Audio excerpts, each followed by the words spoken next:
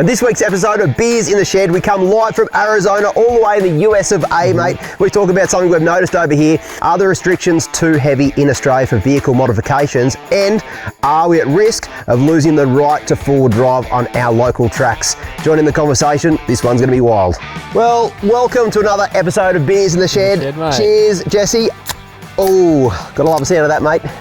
Big cheers, mate. Now, we are in the USA right now. Don't be surprised, I did smuggle these in, and it's completely legal what you're seeing right now. Now, before we get right in that hot topic, Jesse, it's your first time in the US, but also your first time overseas. Yeah. You've been here for a little bit now. What's your first impressions? Mate, I've been here for about a week now, and I'll tell you what, America's unreal. Some of the stuff over here, everyone told me it was going to be big and extravagant, and they weren't wrong.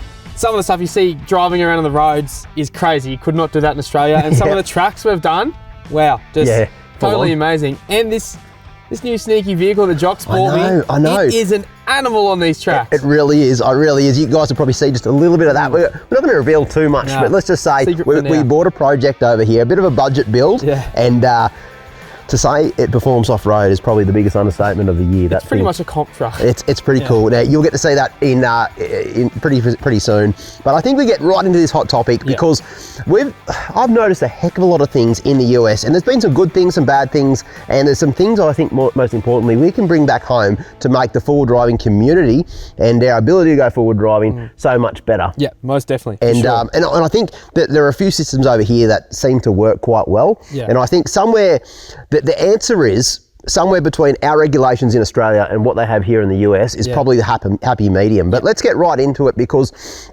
I think a lot of you guys will agree that we have some pretty serious restrictions in Australia when it comes to modifying vehicles. What's your opinion on that, Jesse? They're probably some of the tightest restrictions in the world, like just coming over here and seeing stuff and the stuff you see online. The bracket they give us for these modifications just isn't big enough. And another thing I find quite frustrating is as a car enthusiast, whether it be four-wheel drives or road cars, like the rules are so tight, and we're passionate about what we do. When we build our car, we modify them. A lot of the time we're modifying these cars, making them not only capable off-road, but safer to drive on the road. And then we're seen as a target, an easy target. Firstly, we have too many restrictions. And secondly, we don't have a national code of practice. There's no one set of rules for Australia. Yeah, that is frustrating.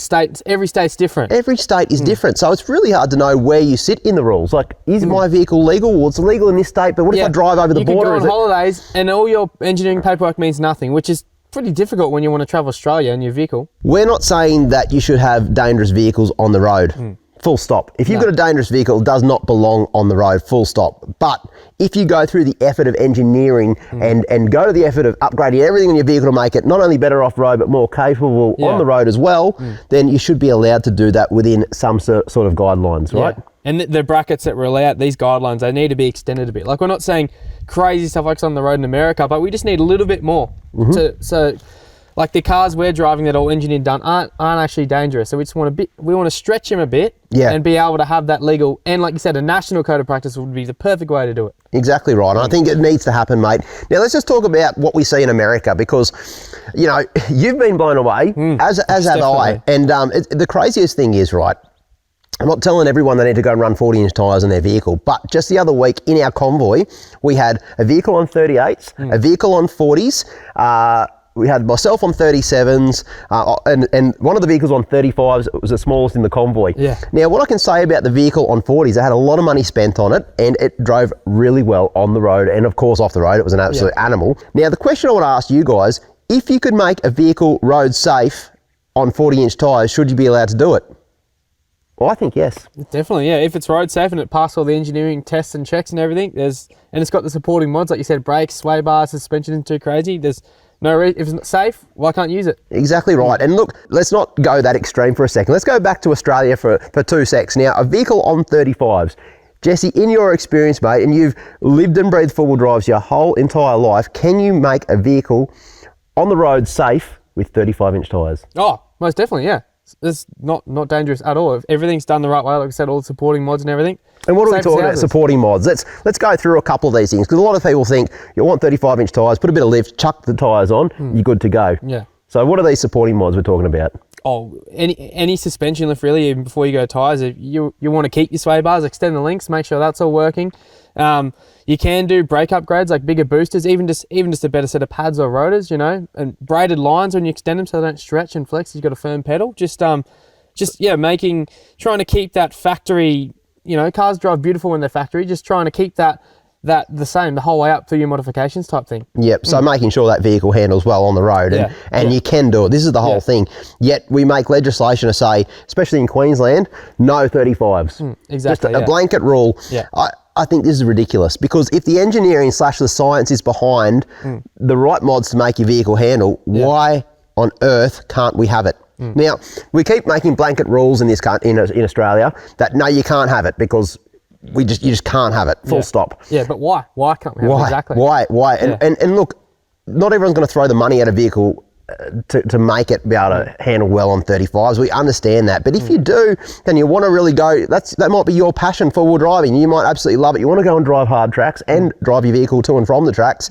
You should be allowed if you do it the right way. That's why we need a national code of practice in this country. We need a set of guidelines that are made by science, not by emotion, where people can therefore follow those guidelines to get the right mods on their vehicle to make them safe and also good off-road. Here's the question I want to ask you guys. Why are four-wheel drives being targeted?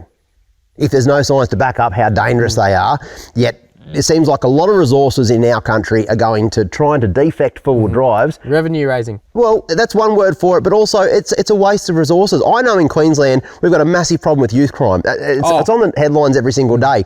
Now, nearly every state. Should you be pulling over a vehicle that has, the mud flaps are 30 mil too short and defected, or he doesn't have enough, detergent in his windscreen washers? Yeah. Should someone like that be targeted, or should we be using our resources in Australia to maybe look at something that's a little bit more severe, that's going to be a bigger social issue? Because in this country, it seems to be the way whereby even if people are running slightly illegal mods, if it's not hurting anyone, I'm not saying the police turn a blind eye, but they're not really targeting it, because I guess they've got bigger issues to fry over here. Yeah. You know what I mean? Most definitely. So I think as well, we've got our priorities a little bit wrong in Australia when it comes to that. And it's just something we've noticed here in the US.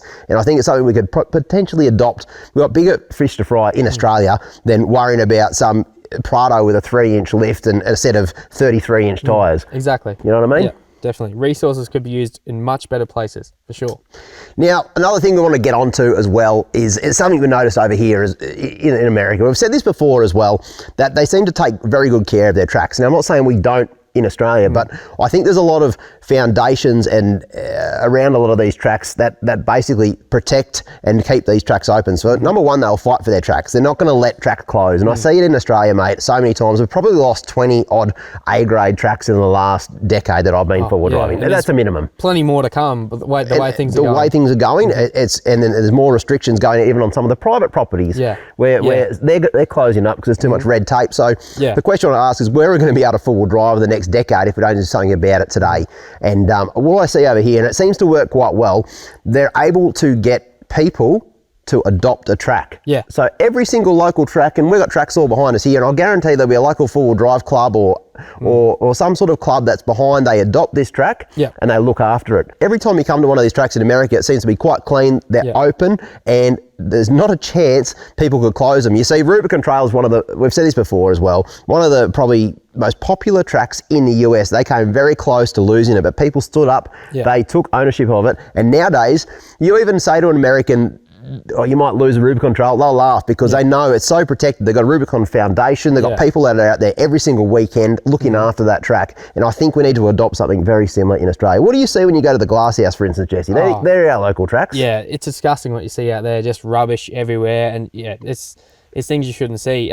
Recently at the Brisbane show, I was talking to my mate Aaron, and he's part of the 4WD Drive Queensland Association, which is obviously part of the 4WD Drive Australia Association. And he approached me about, what you spoke about, the Rubicon Trail and stuff, and they're ready to get really fired up. It's what we need. Yeah, because they've got so many clubs in that Queensland area, and that obviously expands to 4WD Drive Australia. They're ready to get fired up and give clubs a track or area to look after. And obviously, like, the annual fees and stuff to be in these clubs are going to help with maintenance and keeping these things open. And look, I think that is a brilliant idea, so long as it's not abused. And what I mean by that is I've seen examples in Australia where clubs, this might be a bit controversial, but it's happening right now and people should know about this. I've seen clubs, they will do a deal with the said authorities to keep a track open, but only to club members. Oh, yeah, exactly. That doesn't help the rest of Australia. Yeah. So I think that should stop straight away in Australia. We should keep tracks open for everyone. Yeah, most definitely. It's our Aussie birthright to be able to explore this country of ours. Yeah. And over in America, they've got this stuff called public public land. That's what we're on right now. It's public land and it's for the public. So it doesn't matter if you're part of a club or an association or whatnot. If you're just a young battler family who wants to come out on the weekend and go camping, guess what? You can, and it's free. So Jesse, I think we've outlined a lot of the problems back home in Australia, and I'm not saying make it a free-for-all back home. I'm not at all. Not at all. But No. I think we need to change the way we regulate our tracks and our modifications. And here's the solutions. I guess what you and I are thinking, and I want to see if you guys agree. Number one, when it comes to vehicle modifications, we should have a national code of practice. We should base our rules on engineering and science, not on emotion. Exactly. And have a happy medium somewhere between what the US have, which is a free-for-all, and what we have right now in Australia. That's what we think when it comes to vehicle modifications. When it comes to keeping tracks open, I think you nearly hit the nail on the head there, mate. We should get associations and four-wheel drive clubs more involved. We are, I guess, the largest media outlet for four-wheel driving in our country, and we want to get behind the right clubs and associations who are doing the right thing for all Australians. Make that really clear. And I believe that maybe getting clubs a little bit more authority to act on a certain track. As long as they're keeping it open for everyone. Like said, as long as it's open for everyone, but that's their baby to keep exactly after. Right. And people can start adopting tracks, making foundations. And, you know, as a media group, I'd love nothing more than to bring this to the media, give it a lot more attention, and then try and maybe, you know, raise money or whatever we can do to keep our tracks open. Make it happen somehow. We're very passionate about it. Look, there's just a couple of ideas we have, but I'd love to put it to you guys. What do you think? We've offered a problem, a bit of a solution. What do you guys think? I'd love to know, because a lot of you guys will actually have some better ideas than us, and I'd love to see them in the comments. And what do you think about the vehicle modification laws, what we can do to fix it, and also keeping our tracks open? Put it in the comments. I can't wait to go through them.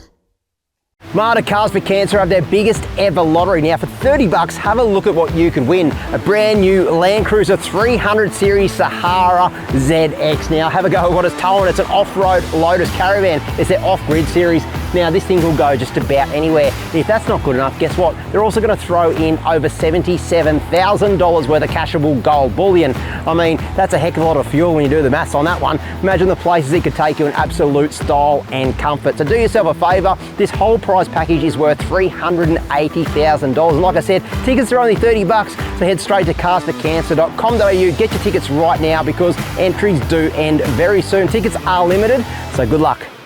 Well, Jesse, Marta Cars for Cancer, they do a fantastic job, not only raising money for much needed cancer research and vital patient care, but also you can win some really cool prizes. Really good prizes and a really good cause. I know, I think it's a really good thing. Get behind it, guys. Now, obviously, we did not come to the US on our own, not just Jesse and myself. We've got some people in the crew that you'd want to hear from, and our mate Pete is going to tell you what he's found so far in the US. And what do you reckon to the Jeep? What do you reckon to the track? What do you reckon of all the Mexican food? There's been a lot of that. Let's hear from Pete. So Pete, we're in America, mate. How are you finding the trip? Loving the trip. You know, we did this last year and I enjoyed it so much that I knew I had to come back this year. So here I am. And here you are wheeling the Jeep as well, and you're doing a great job, might I add. Doing my best. You know, it's well set up, but you know, the interesting thing over here, there's some big tracks and big trucks. What are the main differences when it comes to modifications? There's obviously a heck of a lot between Australia and over here. What do you find is the biggest difference?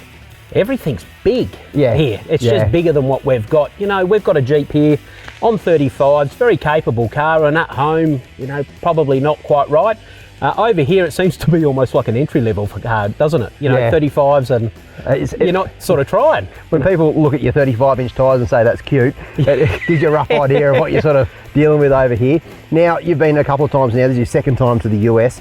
Where would you say your favourite place to wheel so far? You've covered a fair bit, as have I, in the US. Where's your favourite spot to wheel over here? Oh, look, if it would have to be Colorado. You know, it was just an amazing place. But let me also say that every new experience has been a great experience over here. Like, America is just action-packed. It really is. Let's talk about the tracks for 2 seconds. There's a lot of guys back home that ask me all the time, what's the main differences between Australia and here in the US when it comes to tracks? You know, my initial observation is, you drive around and you see these heavily modded cars. You know, 40-inch tyres isn't uncommon out here, is it? Oh, you get used to it in a way. It's not till you get to the track that you sort of understand why they got 40-inch tyres. There's some big rock faces, big boulders.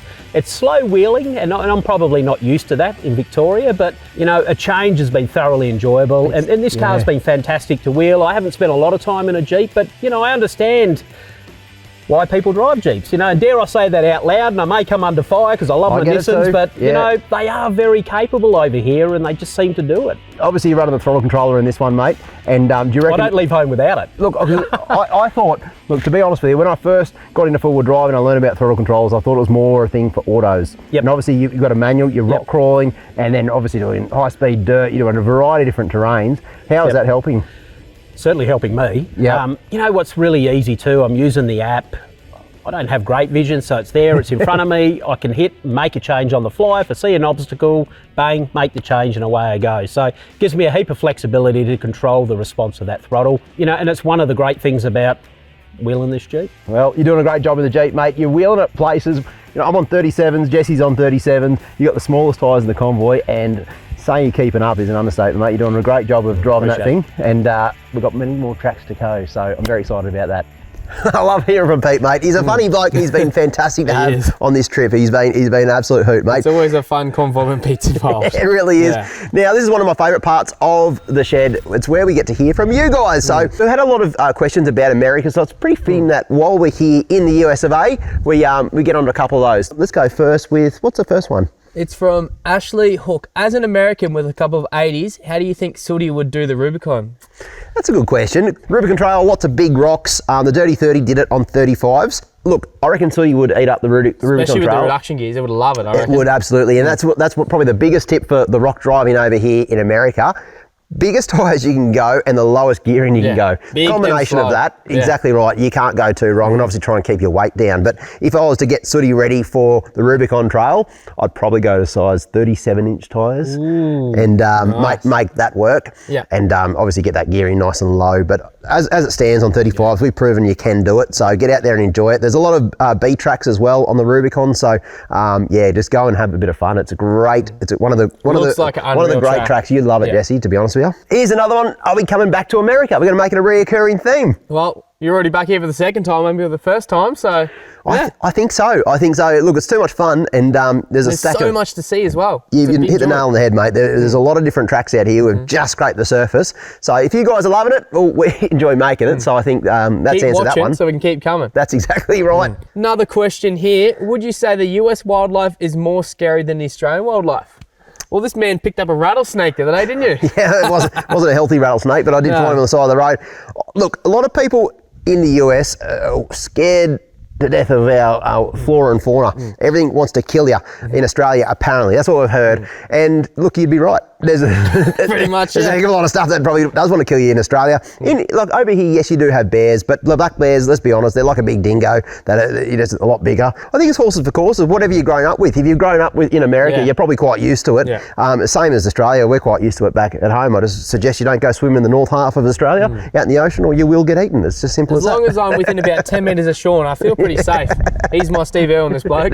That's right. People are asking, do we get recognised a fair bit on the trails? I've only been here for a couple of days wheeling, and you've been recognised, nearly every day, I think? I think a lot of people see Jesse and myself over on the tracks, and it's kind of funny because we're so far from home, they're just like, oh, look, it's the guys from 4WDing 24/7. They're so polite when they introduce themselves. Very polite. And I think we're getting noticed a heck of a lot more in the US. So, look, if you do see us when we're out wheeling, make sure you come and say g'day. We don't bite. All right, let's jump into rigs now. I love going to see some of the rigs because people put a lot of effort and pride into their pride and joy, and we've got a couple of cool prizes to give away. What have we got this week? Let's give away not one, but two $100 snatch vouchers. That's a good one. That's awesome. Kit yourself out in some cool kit, and let's go through it. The first one here, mate, is we got this on Facebook. Brad has a really cool 70 series. Now it's out in the Pilbara. You can see all that sunset. Beautiful sunset. Yeah. It's a gorgeous 70, mate. Look at you can't go wrong with that. No. That's absolutely gorgeous. Very well set up. Now let's have a look at this one, mate. This is very cool. We've got young James here. He's built a patrol, and even Cliff. Oh look, Cliff is on the trailer. That's real cool. Yep. I used to love playing Lego when I was little. Oh, I still do, mate. I won't lie to you. I love that the kids are getting involved, and look at that. Look at the flex. I know. I just noticed that myself. He's gone ahead. James, you're a legend, mate. You've done a really good job. I've seen some Lego models, and I've been quite nice on this show, but I'm going to be honest with you. You've really done a good job there. Some of the best, yeah. I can't believe you've even got Clifford. He's obviously a big fan, mate, because he's up to date with everything. Now let's look at a fail. Uh-oh, what's going wrong here? Have a look at this. Started with a night run at 12 a.m. So you know everything after that's going to go well. We've got a saying around camp, nothing good happens after midnight. And this is a testament to that. This is proof, exactly. In the 4WDings, mate, Will has had an absolute doozy. You know when it goes from bad to worse? That's what we're looking at right now. Well, that's pretty unfortunate there, but the good news is it got him out. It did cost him a bit, but he got out safe and sound. $3,800 later. 3 cars and 4 winches to get the car out. That's pretty full on. Wonder he learned his lesson. I reckon so. He won't be starting a night run after midnight, that's for sure. This one's pretty nice. Jeez, that's an understatement. Owen Carter's GU Patrol. Wow. That front bar looks good. Big tyres. That's a gorgeous vehicle. That's tidy. That's what we call a tough tourer. I reckon it can do the tough tracks, but also beautiful at touring. Very well looked after. If I was, here's one for you. If I was going to own a GU, it'd be that model. That is a nice. You really call that a series? Series 4. Series 4. Yeah.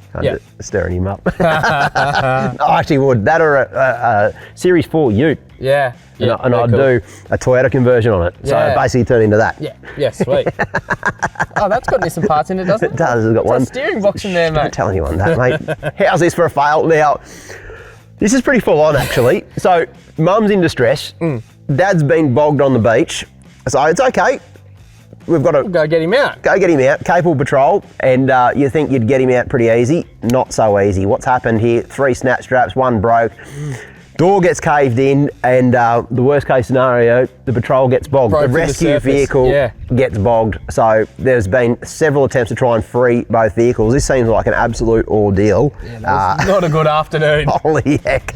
That's gone from bad to worse, mate. Out of the frying pan and into the fire, they would say. This one's pretty nice. A GQ Ute. That looks like a bit of a weapon. What a rig, mate. Yeah. Looks like it's nearly finished the build. Needs a bull bar and it's got a hole for a snorkel. It's got a TD. And that paint job, that looks too nice to scratch in the bush, doesn't it? That's nice. Emma, what a GQ, mate. Tell you what, I could be converted. I can see you in one of them. It's nearly as good as a Land Cruiser, that one. Holy heck, beautiful thing. Here we go. Looks like we've got a Dirty 30 Lego version. Yeah, look at this. Now, yep, checks out. Looks about the same, mate. Still time, mate, to change to a Nissan. You think you'll grow out of it? Hopefully. No, he's off to a good start, mate. You got great taste, Bowen. Now, we've got to pick 2 winners out of all of that. It's going to be difficult, mate. Look, I'll go first and you go second. Oh, all right. I reckon you're going to pick the one I was going to pick. Okay, I'm going to pick the fail where... where our old mate was rescuing his dad, then got stuck himself. It seems like an absolute ordeal to get a door cave in from a broken snatch strap. I'm just glad everyone's okay. That's a heck of a story, mate. Most definitely. $100 snatch voucher going your way. Yeah, good choice, mate. That would have been a terrible afternoon for those fellas, but good news is they got out. I reckon I'm going to pick young James that made those Lego cars. Yeah, Clifford, a patrol, even had a car trailer, and they flex too. How cool is that? So, good job, James. Best Legos I've seen in a long time. $100 snatch voucher coming your way. Make sure your parents don't spend any on them.